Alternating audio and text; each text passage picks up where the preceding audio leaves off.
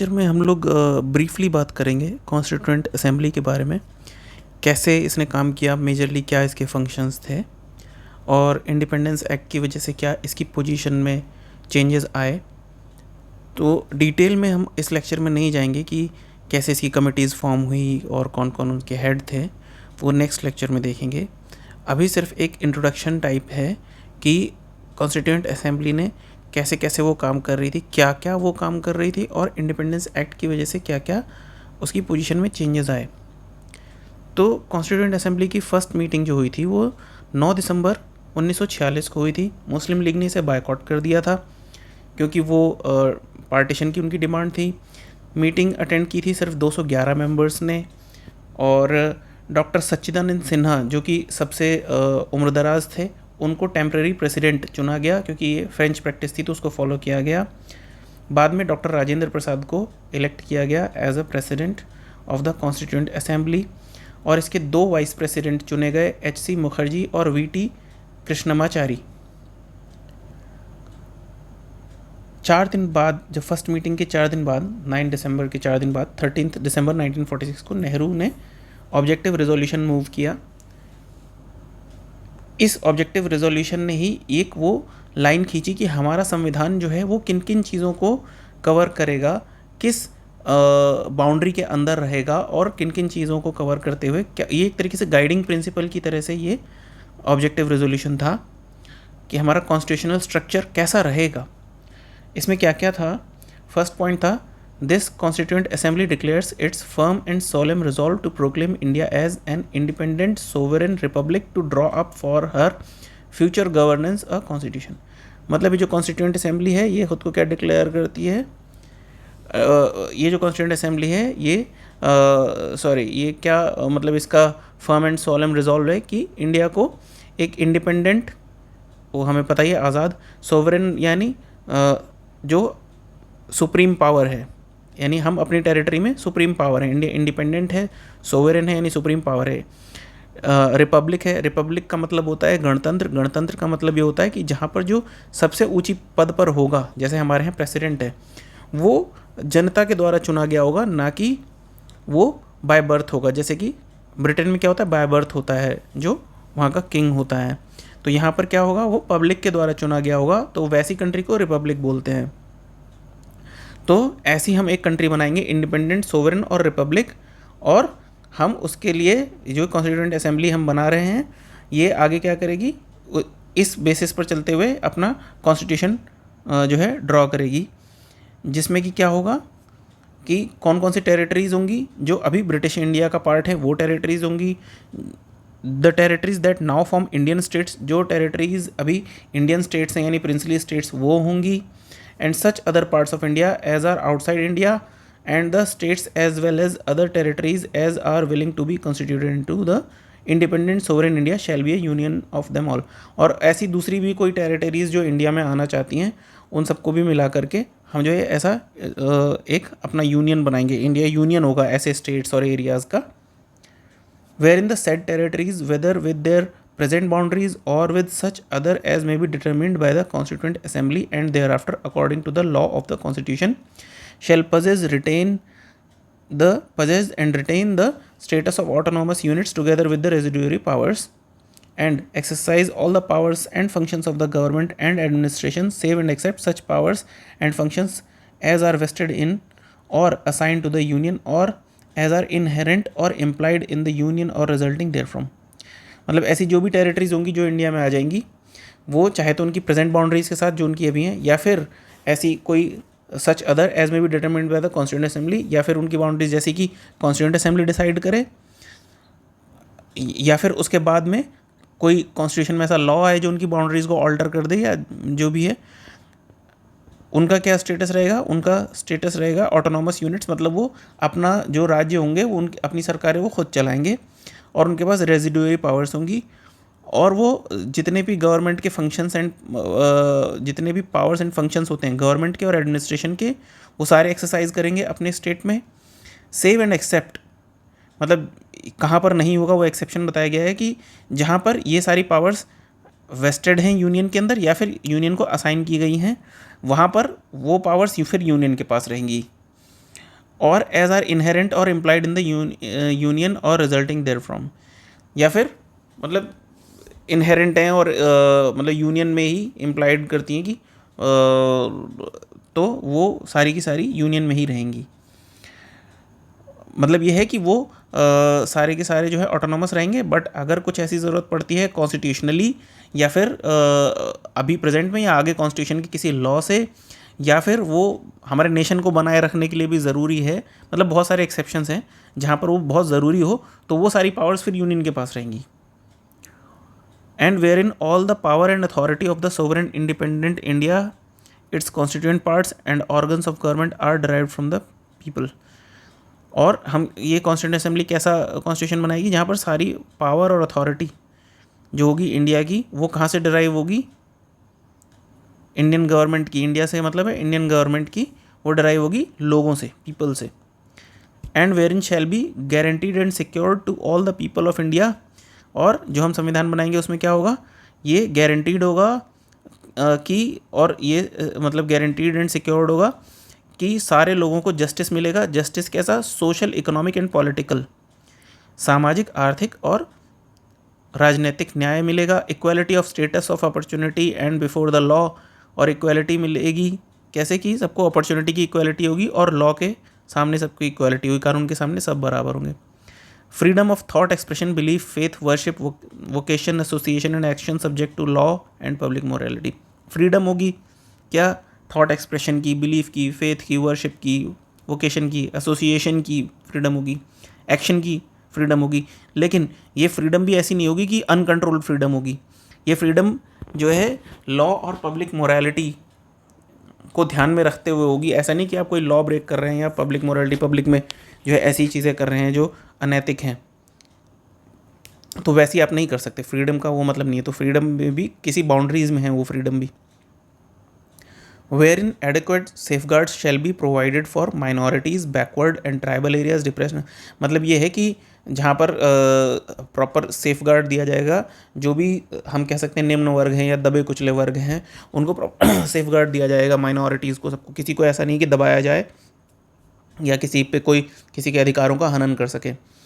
and whereby shall be maintained the integrity of the territory of the republic and its sovereign rights on the land, sea, air according to the justice and law of civilized nation। और क्या होगा कि हमें constitution कैसा बनाना है कि भाई जिसके थ्रू हम अपनी इंटेग्रिटी जो है टेरिटरी की, और इंटेग्रिटी अपने गणतंत्र की, मतलब अपने देश की अखंडता की रक्षा कर सकेंगे, और अपने सोवरेन राइट्स जो हमारे संप्रभु अधिकार हैं, लैंड, सी एंड एयर, ज़मीन पर भी, समुद्र पर भी और आसमान में भी ये हम कह सकते हैं, या हवा में जो कह सकते हैं, उनकी रक्षा करेंगे according to justice and law of civilised nations. And this ancient land, मतलब Bharat, attains its rightful and honoured place in the world and makes its full and willing contribution to the promotion of world peace and welfare of the mankind. और इसके through हम कैसा प्रयास करेंगे अपने संविधान के थ्रू, जिससे कि हमारे देश को एक राइटफुल और ऑनर्ड, सम्मानित जगह मिले दुनिया में, एंड जिससे हम पूरी दुनिया के शांति के लिए और मानव जाति की तरक्की के लिए और उसके भले के लिए मतलब हम लोग एफर्ट कर सकें। तो इस तरह से हम बनाएंगे।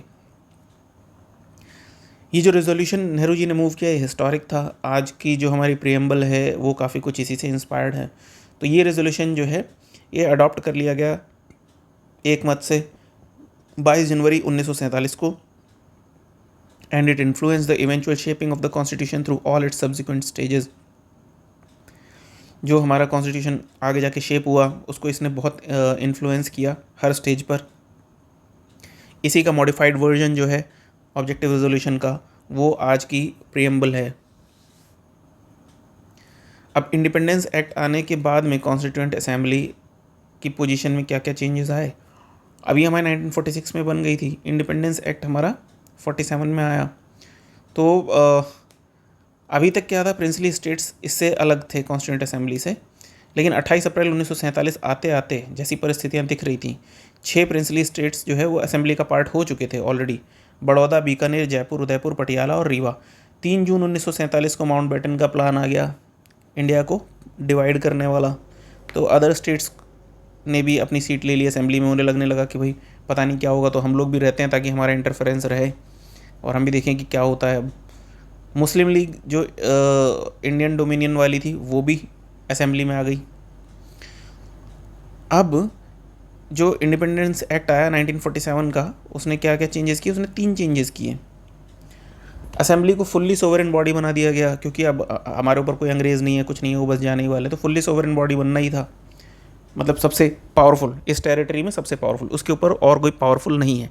जैसे आज हमारी पार्लियामेंट है एक तरीके से हम कह सकते हैं। तो फुल्ली सोवरेन बॉडी बना दिया इसको, यानी सुप्रीम, फुल्ली सोवरेन माने सुप्रीम बॉडी, सुप्रीम पावर वाली। Which could frame any constitution it wanted, जो जैसा कॉन्स्टिट्यूशन चाहती वैसा बना सकती थी। Independence act empowered assembly to repeal और alter any law made by British parliament in relation to India. तो इंडिपेंडेंस एक्ट जो ब्रिटिश सरकार ने पास किया था, उसने क्या कर दिया, इतना एम्पावर कर दिया था असेंबली को कि भैया जो कानून ब्रिटिशर्स ने पास किए हैं उसको भी ये रिपील कर सकती थी या उसको चेंज कर सकती थी। और क्या हो गया, कॉन्स्टिट्यूएंट असेंबली को लेजिस्लेटिव बॉडी भी बना दिया गया, क्योंकि अब पहले लेजिस्लेशन क्या होता था, ब्रिटिश पार्लियामेंट पास करती थी इंडिया के रिलेशन में। अब लेकिन कानून तो बनाने ही पड़ेंगे ना, जब तक कॉन्स्टिट्यूशन नहीं बन रहा है तब तक कोई ना कोई कानून तो बनाने पड़ेंगे देश को चलाने के लिए। तो इसीलिए इसके बाद में क्या हो गया, 2 डिफरेंट फंक्शंस अब आ गए कॉन्स्टिट्यूएंट असेंबली के पास में इंडिपेंडेंस एक्ट के बाद में। एक तो कॉन्स्टिट्यूशन तो उसको बनाना ही था, दूसरे अंग्रेज भाग रहे थे तो इनेक्टिंग ऑर्डिनरी लॉज भी बनाने थे। ये दोनों टास्क अलग अलग डेज पे जो है करती थी कॉन्स्टिट्यूएंट असेंबली। तो एक तरीके से ये फर्स्ट पार्लियामेंट भी बन गई, एक तरीके से क्या प्रॉपरली फर्स्ट पार्लियामेंट भी बन गई ऑफ फ्री इंडिया। मतलब इंडियन जो डोमिनियन था उस समय तक, इंडिया क्या था, 26 जनवरी 1950 से पहले इंडिया एक डोमिनियन था, जिसे हम कह सकते हैं इंडिपेंडेंट डोमिनियन। ठीक है, ये एक रिपब्लिक नहीं था। रिपब्लिक हुआ 26 जनवरी 1950 को, जब हमने अपना कॉन्स्टिट्यूशन अडॉप्ट कर लिया। तो whenever constituent assembly met as constituent body, तो इसके चेयरमैन, जब ये कॉन्स्टिट्यूशन बनाने के लिए कॉन्स्टिट्यूएंट असेंबली इकट्ठी होती थी तो उसको कौन चेयर करता था, डॉक्टर राजेंद्र प्रसाद। जब ये एक हम कह सकते हैं लोकसभा की तरह से बैठती थी कानून बनाने के लिए, तब इसको कौन चेयर करता था, जीवी मावलंकर। ये दोनों फंक्शन चलते रहे 26 नवंबर 1949 को। 26 नवंबर 1949 को क्या हुआ, कॉन्स्टिट्यूशन मेकिंग ओवर हो चुकी थी, बन चुका था कॉन्स्टिट्यूशन, सिर्फ उसे अडॉप्ट करना था। तो अब वो सिर्फ क्या एक्ट करेगी, सिर्फ एक लेजिस्लेटिव बॉडी की तरह से एक्ट करेगी। अब मुस्लिम लीग जो मेंबर्स थे, जो कि पाकिस्तान में इंक्लूडेड एरिया से आ रहे थे, उन्होंने क्या किया, withdrew from the constituent assembly for India. क्योंकि जो पाकिस्तान वाले एरिया के मुस्लिम लीग के मेंबर्स थे, उनको इंडिया वाली कॉन्स्टिट्यूएंट असेंबली से क्या करना था, उनको तो पाकिस्तान वाली कॉन्स्टिट्यूएंट असेंबली में करना था जो भी करना था, तो उन्होंने विड्रॉ कर लिया। टोटल स्ट्रेंथ जो है वो 299 पे आ गई 389 से, यानी कितनी लेस हो गई, 90 लेस। क्योंकि कैबिनेट मिशन प्लान ने 389 फिक्स की थी, अब 299 हो गई, तो कितनी हो गई, 90 लेस हो गई है। अब इंडियन प्रोविंसेस को कितने स्ट्रेंथ दी गई थी, ओरिजिनली 296, पर ये तब दी गई थी जब पाकिस्तान भी इंक्लूडेड था। तो ये अब कितनी हो गई, 229 हो गई, और रिमेनिंग 70 वो प्रिंसली स्टेट्स की हो गई। इंडियन प्रोविंसेस मतलब अर्लियर जो ब्रिटिश प्रोविंसेस थी। Other functions performed by constituent assembly, ये दोनों फंक्शन तो थे ही, एक तो कॉन्स्टिट्यूशन बनाना था और एक लॉज पास करने थे। इसके अलावा भी कुछ फंक्शंस जो भी अब संसद करती है वो सारे उसको ही करने थे। तो it ratified India's membership of Commonwealth in May 1949 में कॉमनवेल्थ की मेंबरशिप को रेटिफाई किया। कॉमनवेल्थ क्या होते हैं, commonwealth nations are those nations who were once ruled by British. तो वो सारे कॉमनवेल्थ नेशन हैं, उन्होंने अपना एक पॉलिटिकल कह सकते हैं एक सिस्टम बना रखा है, उसको कॉमनवेल्थ बोलते हैं, जिसका भारत आज भी सदस्य है। और क्या किया कॉन्स्टिट्यूएंट असेंबली ने, नेशनल फ्लैग को अडॉप्ट किया 22 जुलाई 1947, देश आज़ाद होने से कुछ दिन पहले ही नेशनल फ्लैग अडॉप्ट किया गया था, 22 जुलाई 1947 में। नेशनल एंथम 24 जनवरी 1950, यानी 2 दिन पहले रिपब्लिक बनने से, और नेशनल सॉन्ग भी इसी दिन 24 जनवरी 1950 को अडॉप्ट किया। डॉक्टर राजेंद्र प्रसाद को first president of India elect किया, वो भी 2 दिन पहले गणतंत्र घोषित होने से। कॉन्स्टिट्यूएंट असेंबली के टोटल सेशंस हुए थे 11, जिसमें कि टाइम लगा 2 साल 11 महीने 18 दिन। कॉन्स्टिट्यूएंट मेकर्स ने करीब 60 देशों के कॉन्स्टिट्यूशन को अध्ययन किया था कॉन्स्टिट्यूशन अपना बनाने के लिए। ड्राफ्ट कॉन्स्टिट्यूशन जो बना था उसको कंसिडरेशन के लिए 114 दिन तक उसका कंसिडर किया गया, जो भी इसमें चेंजेस करने थे, पढ़ना था, डिस्कशन करना था। टोटल एक्सपेंडिचर हुआ 64 लाख संविधान के बनाने पर। कॉन्स्टिट्यूएंट असेंबली का अब क्या हुआ, फाइनल सेशन हो गया 24 जनवरी 1950। तो उसके बाद क्या हुआ, बंद तो नहीं कर सकते, क्यों, क्योंकि कॉन्स्टिट्यूशन बनाने का काम ख़त्म हो गया। लेकिन अभी क्या है, लॉज तो बनानी है देश चलाने के लिए जब तक चुनाव नहीं होते। तो इसीलिए ये 26 जनवरी 1950 से लेकर के जब तक कि नई पार्लियामेंट का गठन नहीं हो गया आफ्टर जनरल इलेक्शन इन 1951-1952, ये प्रोविजनल पार्लियामेंट की तरह से काम करती रही। अगले लेक्चर में हम लोग देखेंगे कि कौन कौन सी कमेटीज़ बनी थी कॉन्स्टिट्यूएंट असेंबली की, उनका क्या क्या काम था, फिर इनेक्टमेंट कैसे हुआ कॉन्स्टिट्यूशन का, एनफोर्समेंट कैसे हुआ, और इसका क्रिटिसिज्म और थोड़े बहुत इम्पॉर्टेंट फैक्ट्स।